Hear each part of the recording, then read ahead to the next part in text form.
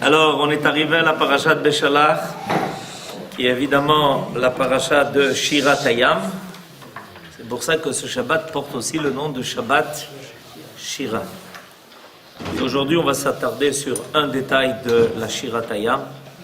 Shirat Hayam, c'est une des choses les plus extraordinaires. C'est la première fois que dans le monde, dans l'histoire de l'humanité, on a dit une Shira. C'est la première fois. Il y a eu des tfilotes avant, mais il n'y a pas eu le ma'amad de Shira. Ensuite, il va y en avoir plusieurs. On sait qu'il y a en tout 10 Shirot. Il y a la Shira de Shirat Hayam, il y a la Shira du Be'er, il y a la Shira Dvorah, il y a Shira Shirim, qu'on va lire bientôt, Ezrat Hashem. À Pessah À Pessah Non, nous on le fait ça chaque vendredi. C'est pas grave, il est Ashkenaz, qu'est-ce qu'on peut faire? Les Ashkenazim ont l'habitude de dire Shira Shirim à Shabbat de Pessah. Alors, aujourd'hui, on va s'attarder sur un détail, le détail de Mi Chamocha. Mi Chamocha Ba'elim Hashem, Mi Kamocha Ne'edar Bakodesh. Une expression d'ailleurs, Mi Chamocha, qui revient deux fois. Mi Chamocha Ba'elim Hashem, Mi Kamocha Ne'edar Bakodesh. Qui est comme toi? La question est purement rhétorique et elle ne repose sur aucune alternative réelle. Quand on pose la question Mi Chamocha, c'est évidemment pas qu'on s'entende et on s'attend à une autre réponse. Toute la première partie du cantique n'est en effet que la glorification de la majesté sans égale de l'Éternel. Dès le début de la Shira, on affirme la grandeur de Akadosh Baruch Hu. Donc il est clair que cette expression Mi Chamocha qui apparaît au milieu de la Shira n'est pas là pour poser une question sur ce qu'on savait déjà, puisque dans la première partie de la Shira, on a déjà glorifié Akadosh Baruch Hu. Ça veut dire qu'on sait bien qu'il n'y a pas comme lui. C'est clair. Dans le passage En Kelokenu, que l'on dit à la fin de la prière de Shacharit tous les jours, l'affirmation a priori que nul n'est comme notre Dieu précède également la question Mi Kelokenu. Est-il possible qu'il existe un être au monde ayant le pouvoir de limiter l'unité de Dieu? Alors, ça c'est une remarque qui est importante et elle est connue. Vous savez que dans ce que nous disons à la fin de la Tfila de Shacharit, la clôture de la Tfila de Shacharit tous les jours, on En Kelokenu, Mi Kelokenu, et Nodel Elokenu, etc. Alors, on va poser la question Mi Kelokenu. Mais avant de poser la question Mi Kelokenu, qu'est-ce qu'on a dit? En Kelokenu. On a déjà donné la réponse avant la question. Et alors évidemment, pourquoi est-ce qu'on pose la question si on a déjà la réponse? On commence par dire En Kelokenu. Il n'y a pas comme notre Dieu. Et ensuite, qu'est-ce qu'on demande? Mi Kelokenu. On a déjà répondu En Kelokenu. Pourquoi on pose la question? C'est un défi un peu peut-être. Un défi. Alors, les grandes valeurs de ce monde, et la valeur ultime évidemment, c'est de savoir qu'il y a une puissance céleste qui est absolue. Les grandes valeurs de ce monde, elles sont présentes avant même qu'on se pose des questions. D'accord? Et on est dans ce monde pour les vérifier. C'est-à-dire qu'a priori, on sait que En Kelokenu. Et à quoi on passe notre vie? À le vérifier. À constater la providence. À voir que Akadosh Baruch Hu mène l'histoire. Et que malgré les 4 empires, finalement, le monde revient aux mains de celui qui dirige l'histoire. C'est-à-dire que il y a des choses que l'homme sait a priori. Et c'est pour ça que les plus grandes valeurs ne sont pas démontrables. Je sais que je vis. Et à quoi je passe ma vie? À le prouver. Même d'ailleurs, celui les philosophes qui ont posé la question de savoir comment pouvait-on prouver que l'on vivait, y compris Monsieur Descartes, étaient capables de poser la question parce qu'ils vivaient. C'est grâce à la vie qu'ils avaient reçue qu'ils pouvaient essayer de vérifier et de prouver par chacun sa théorie que je pense donc je suis, etc. Il a oublié de dire je pense donc je suis, mais je pense parce que je vis. Je vis, je pense, donc je suis. C'est-à-dire, ma pensée me sert à vérifier ce que je vis a priori. Il en est de même dans ses affirmations concernant Akadosh Baruch Hu. En kelokenu. Et ensuite, on a un travail de foi. On étudie, on vérifie, on se pose des questions, on a le droit. Des fois, on a des grands points d'interrogation. On se demande pourquoi ça se passe comme ça. Tout est possible. Mais en réalité, on le fait à partir d'un axiome qui est clair. C'est que notre existence a une source.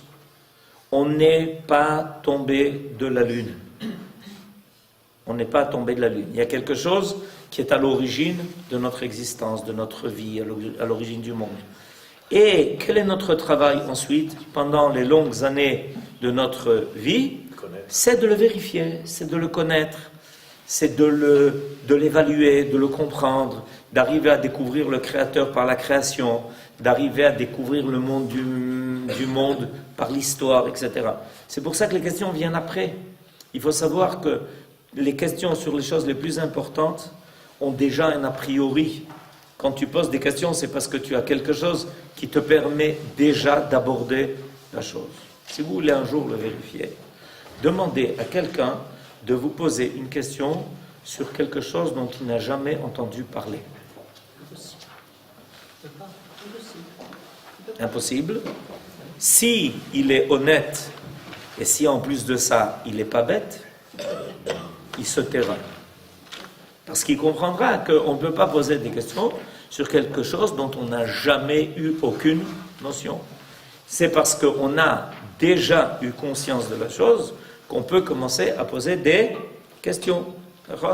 Comme l'enfant qui a grandi pendant des années avec son père et sa mère, et un jour, mais dis-moi, qui prouve que tu es mon père après que son père est mort? Qui prouve? Vous connaissez là. Vous connaissez le phénomène. Qui prouve que tu es mon père? Non, Stam, j'habite ici par hasard. Toi aussi d'ailleurs. Par hasard, on est dans la même maison, on s'est rencontrés depuis des années. Et puis on a décidé de vivre ensemble, mon petit.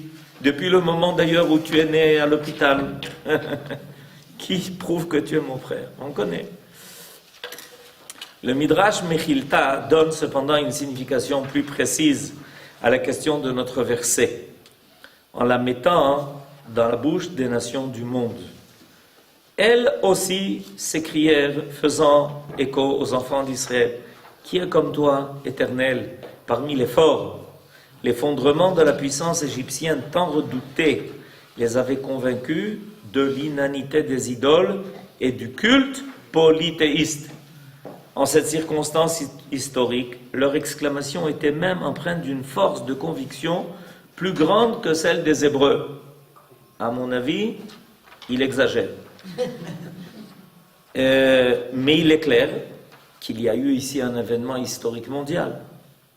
La sortie d'Égypte et le passage de la mer Rouge, ça a laissé une empreinte dans le monde. Depuis, le monde n'ignore plus l'existence des Hébreux, ne peut plus ignorer l'existence des Hébreux.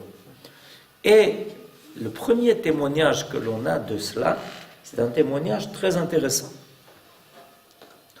Le premier témoignage que l'on a reçu de personnes qui sont en dehors du peuple d'Israël, que, à partir de la sortie d'Égypte et du passage de la mer Rouge, les nations n'ignorent plus la présence du peuple d'Israël dans le monde. Pas l'existence d'Hachem. Pardon? Pas l'existence d'Hachem. Non, pas l'existence d'Hachem. L'existence d'un peuple dont l'histoire est conduite par Dieu. Et c'est ça qui les fait crier Mi chamocha ba'elim Hashem. C'est-à-dire, Ba'elim, c'est-à-dire parmi les autres dieux. C'est-à-dire, personne ne peut s'opposer à tes desseins.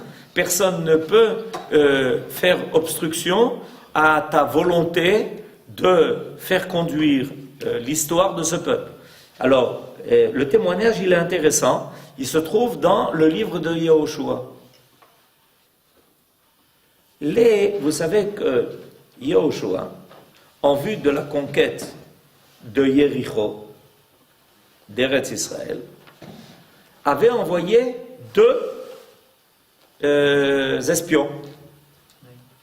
Ces 2 espions sont arrivés d'une femme qui était l'endroit idéal, sa maison, pour savoir tout ce qui se passait dans le pays. C'est le Aleph Bet de tous les espions.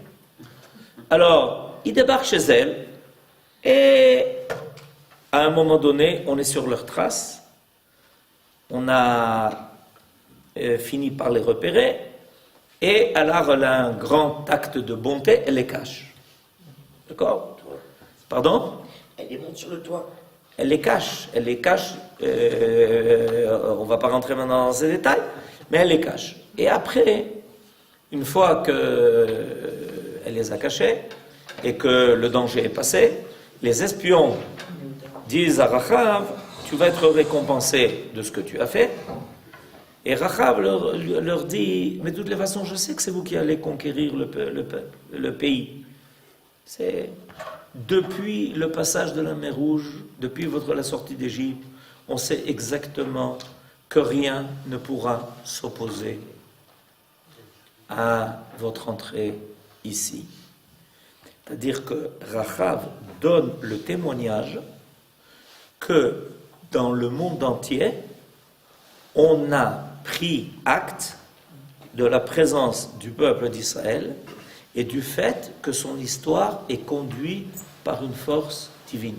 Elle leur dit, sachez une chose, vous voyez ici il y a des places fortes, et puis les 7 peuples de Canaan, ils ont l'air terribles, et vous vous demandez peut-être comment vous allez arriver à les vaincre, ça vous paraît une mission impossible. Sachez une chose, tout le monde ici est mort de peur. C'est ce que Rachav révèle aux 2 espions de Yoshua. Sachez que tout le monde ici meurt de peur de votre arrivée. Pourquoi? Nous on était un peuple d'esclaves qui était sorti d'Égypte. C'est ces peuples-là, peuplades qui étaient ici en Canaan, c'était des peuplades qui étaient terribles. Rien ne leur tenait tête. Et Rachav leur dit, vous pouvez faire confiance, je sais exactement ce qui se passe ici, il n'y a pas mieux que moi placé pour cela. Sachez une chose, tout le monde meurt de peur de votre arrivée. Et en fait, on a donc ici un témoignage, c'est intéressant, la Bible nous amène ça. Elle nous amène le témoignage de quelqu'un qui est extérieur et qui vient raconter à ces espions-là que c'est parce qu'on croit, qu'on sait que le peuple d'Israël, depuis qu'il est sorti d'Égypte et que lui sont arrivés tous ces miracles, et qu'il a réussi à passer la mer Rouge, tout le monde est conscient que rien ne les arrêtera dans leur randonnée historique. Et c'est pour ça, d'ailleurs, qu'on attribue, selon le Midrash, aux nations d'avoir dit à ce moment-là, Mi chamocha ba'elim Hashem, Mi kamocha ne'edar ba'kodesh. C'est-à-dire, non seulement ce sont les enfants d'Israël, mais il y a ici quelque chose de très beau. C'est que les enfants d'Israël disent Shira, comme ceux qui ont l'expérience du dévoilement divin, et ils entendent l'écho de leur dire chez les nations. C'est-à-dire, on en arrive, on est là, finalement, à ce que on va rencontrer à la fin de l'histoire. Le début de l'histoire et la fin de l'histoire vont finir par se rejoindre.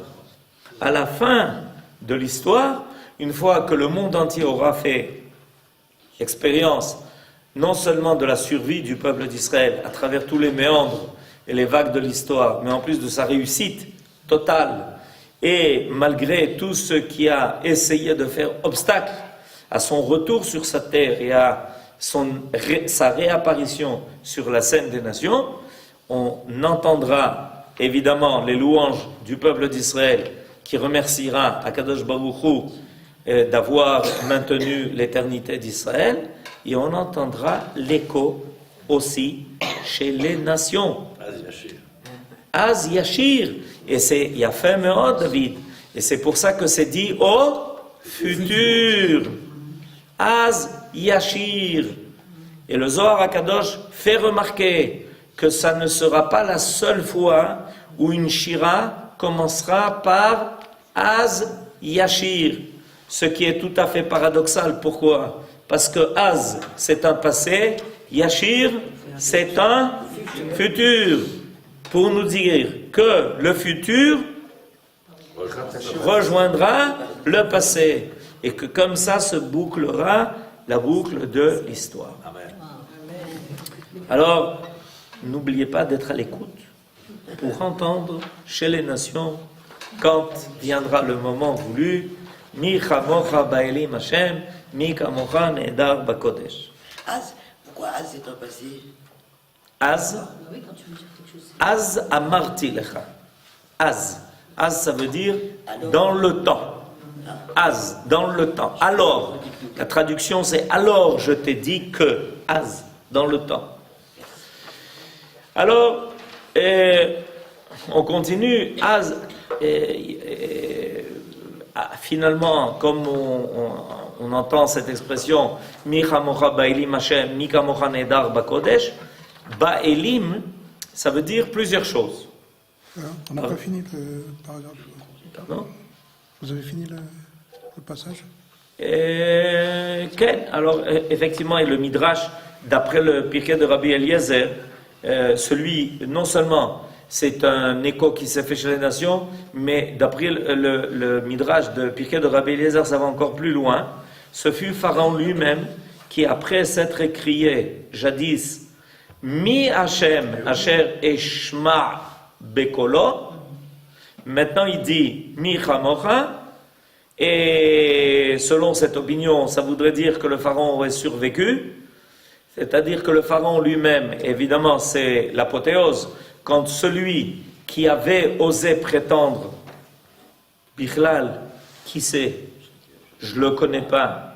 C'est pas lui qui va intervenir dans les affaires de ma nation, parce que je suis le plus fort et rien ne peut s'opposer à moi, qui maintenant reconnaît, ça s'appelle les Natser.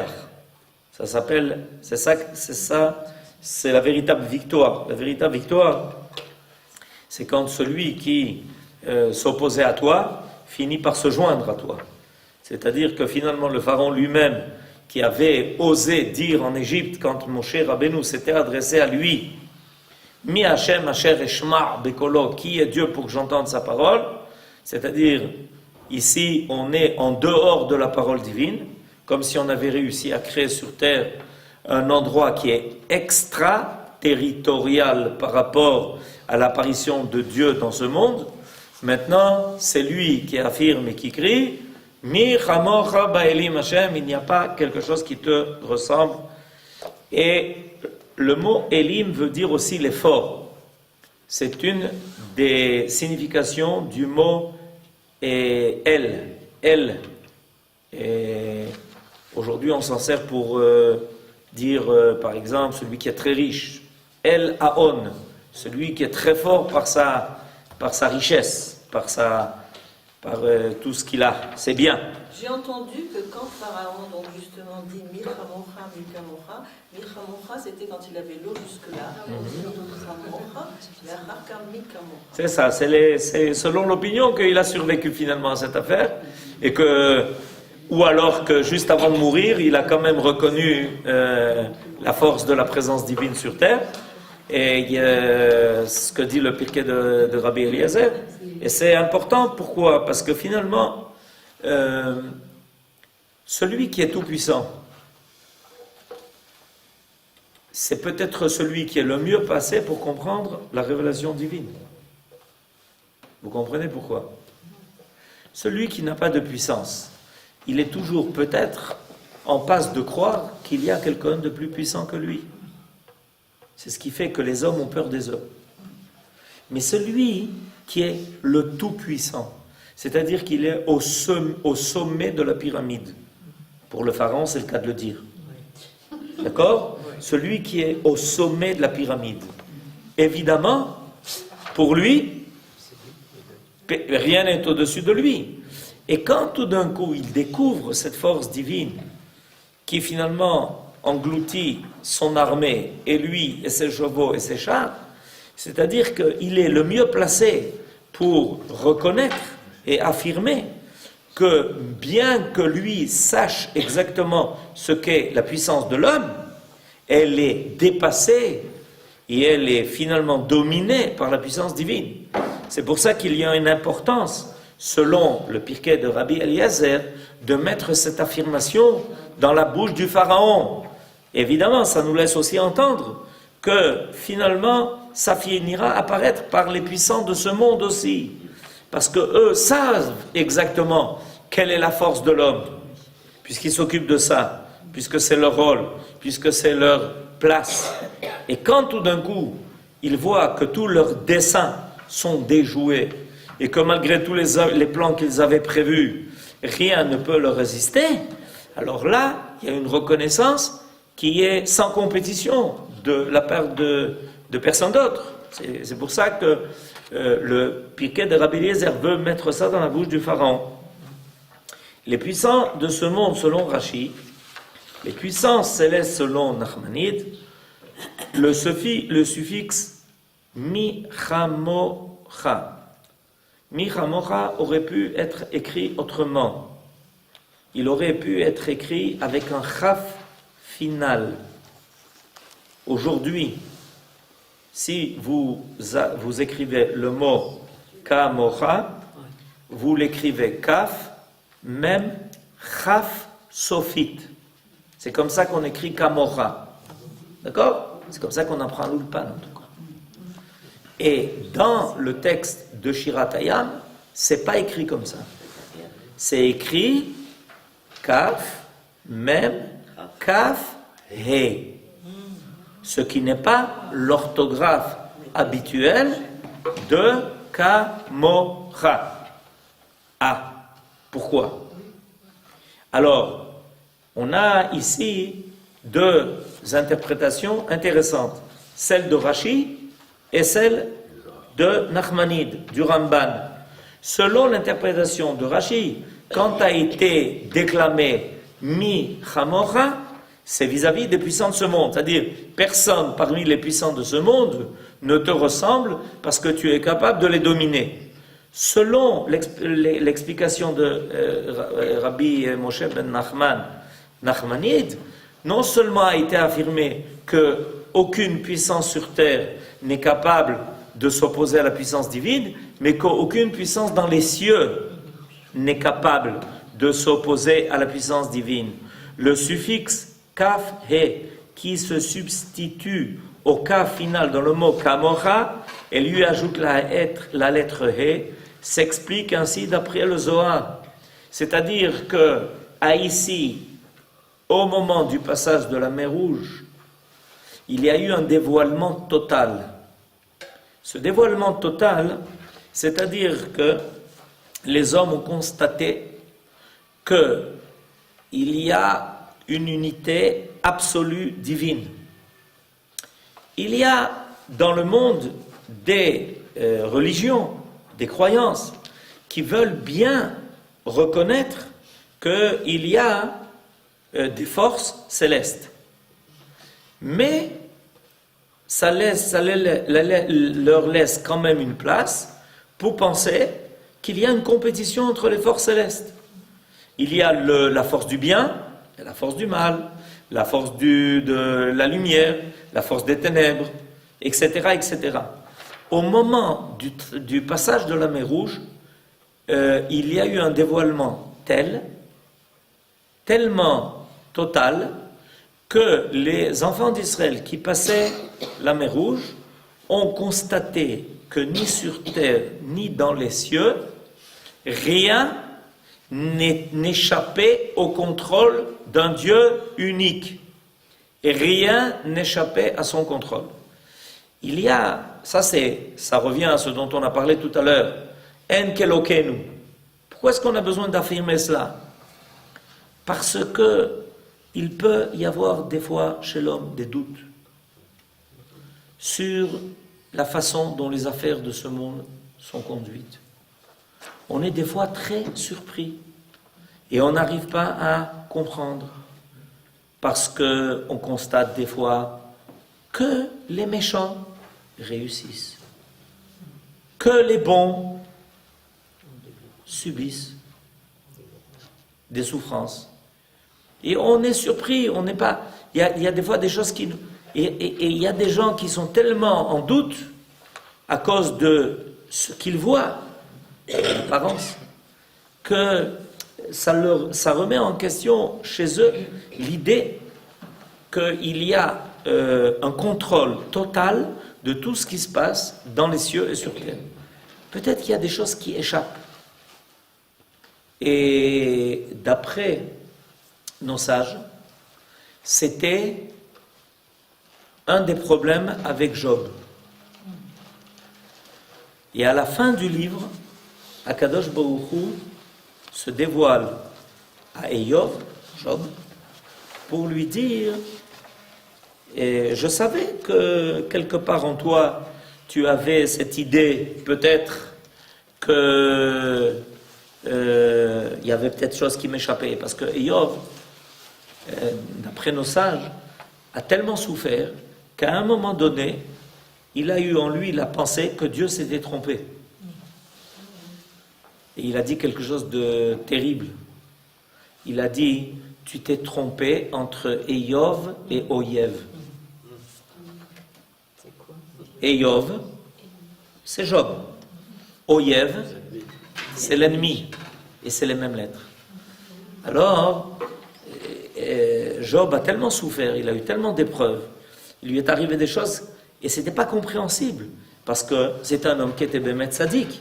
C'était un homme qui était considéré, d'ailleurs, Akadosh Baruch Hu le dit, à celui qui vient être le procurateur contre Eyov, il lui dit, mais c'est un Tzadik. Oui, mais on va voir s'il reste Tzadik malgré les épreuves. Voilà ce que celui qui en haut s'occupe de faire des soucis aux hommes, voilà ce qu'il a affirmé. Si, parce qu'il a tout, tu lui donnes tout. Il est dans l'aise, il a une femme, des enfants, des biens. C'est pour ça qu'il reconnaît, il est prêt à te louer du matin au soir. Il lui manque rien, ce monsieur. Mais on voudrait voir qu'est-ce qui se passe s'il souffrait. Alors, Job souffrait tellement qu'à un moment donné, et c'est ce que nos sages nous révèlent, il avait en lui cette idée que, à mon avis, d'en haut, ils se sont trompés. C'est pas moi la cible. Enfin, il y a à côté de moi des mécréants, il y a à côté de moi des gens qui sont terribles, des gens horribles, des méchants, des gens qui font les pires des choses. Et puis, ils vivent heureux. Ils sont en croisière. C'est pas comme ça qu'on dit aujourd'hui, ils sont en croisière. Non, tout va bien, quoi. Il leur manque rien. Et puis moi, tous les jours, Eyov amenait un korban, tous les jours, pour ses enfants. Majou. Alors dit, tu t'es trompé, peut-être que tu as changé les lettres entre Eyov et Oyev. Alors Akadosh Baruch Hu se révèle à lui et lui dit, mon petit, je connais la place de chaque cheveu sur la tête de chaque homme sur terre. Je ne me trompe pas, je peux te dire. Donc je ne me suis pas trompé. Maintenant, pourquoi ça arrive? Il y a suffisamment de questions qu'on se pose dans ce monde-ci, dont on n'a pas la réponse. Toujours est-il que, selon le Ramban, selon Nachmanide, c'est pour ça que le mot a été changé dans son orthographe. Il a reçu ici une lettre de plus pour nous dire il y a eu de la part d'Israël et ensuite des nations une affirmation que rien ne peut concurrencer Akadosh Baruch Hu et que rien ne lui échappe et qu'il a le contrôle de tous les événements, nul autre que lui n'est capable de créer un monde en partant du néant. Or, il créa ce monde avec la lettre He, qui est la plus éthérée des lettres de l'alphabet. C'est cette lettre qui manque au plus fort, les Elim. Parce que si on rajoute la lettre E au Elim, qu'est-ce qu'on a? Elohim. Donc, dans l'affirmation Mi Chamocha Ba'elim, ça veut dire que cette lettre He manque aux forces de la nature, manque aux forces, aux puissants de ce monde, que ce soit la force de la nature ou la force des hommes. Ça n'est que chez celui qui a créé le monde, Elohim. Et c'est pour ça qu'a été rajoutée la lettre E à Michamocha. La lettre E de Michamocha, c'est en réalité la lettre qui a été prise du mot Elohim à ceux qui se prennent pour des dieux et a été rajoutée à la lettre Michamocha pour dire vous êtes restés des Elim. Mais Akadosh Baruch Hu, c'est lui qui a créé le monde par la lettre He. C'est connu que Akadosh Baruch Hu a créé deux mondes, un par la lettre He et un par la lettre Yud, le Olam Haba par la lettre Yud et notre monde par la lettre He. Et il n'y a que lui qui a la capacité, la force de faire apparaître des choses qui sont une bria, c'est-à-dire un chidouche. L'homme dans ce monde-ci ne peut se servir que de choses qui existent déjà. Il n'a pas la force de créer ex nihilo. Le seul qui a la capacité de créer ex nihilo, c'est Akadosh Baruch Hu. Et il a fait apparaître notre monde précisément par cette lettre-là, qui est la lettre double qui se trouve dans le nom de Dieu. La lettre double qui se trouve dans le nom de Dieu. Une qui sert à nous dire qu'il y a une origine divine, et une qui dit que tout ce que l'on trouve dans ce monde est le reflet de ce qui se trouve dans le monde supérieur. C'est pour ça que la lettre He dans le nom de Dieu revient deux fois. C'est l'origine et l'apparition.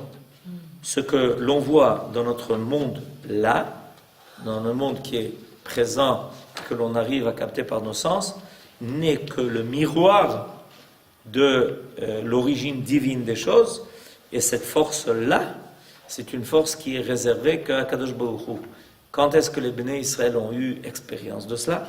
Au moment de la mer Rouge, où ils ont vu que ce que tout le monde pensait comme définitif, la nature, la chose la plus impressionnante pour un homme est de voir la mer à l'infini, l'océan. On a le sentiment que c'est une force qui est infinie, et dans son étendue, et dans sa profondeur. On n'a aucune notion de ce qui se trouve dans les profondeurs du monde. Hier, je voyais une très belle réflexion qui dit qu'il y a quelque chose de très intéressant. Quand on est sur le continent, sur terre ferme, on a conscience des différences de la nature. On voit des montagnes, on voit des collines, on voit des arbres, on voit des fleurs, on voit des animaux, on voit des hommes, on voit des choses qui bougent, on voit des choses qui sont immobiles. C'est-à-dire que c'est très riche. Et quand on regarde la mer, qu'est-ce qu'on voit? Qu'est-ce qu'on voit? De l'eau, à perte de vue. Et là-bas, sous l'eau, il y a un monde énorme, des milliards et des milliards d'êtres, des poissons, des choses qui bougent, etc. Mais l'homme n'a pas cette conscience. Il n'a pas, il faut qu'on lui fasse découvrir. Il faut qu'il aille à Eilat voir ce qui est sous l'eau. Mais quand on le fait, on découvre un monde. Et quand on le découvre, on est impressionné. On dit, mais c'est pas possible. En haut, on a l'impression de rien. Ben, c'est ce qui nous est arrivé au passage de la mer Rouge. C'est quoi? C'est qu'on a découvert un monde caché.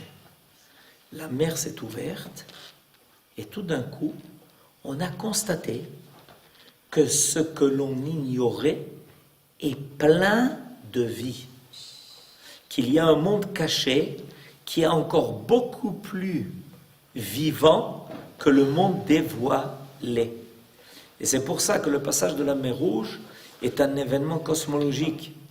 Et à ce moment-là, les Béné Israël ont eu la confirmation que Dieu est bien le créateur, est bien le maître de l'histoire du monde. Eh bien alors, je vous souhaite ce Shabbat de chanter Shirat Hayam avec beaucoup d'enthousiasme. Béhémet, on attend à notre tour de aussi trouver la possibilité de faire une nouvelle Shira à Kadosh Baruch Hu. Amen.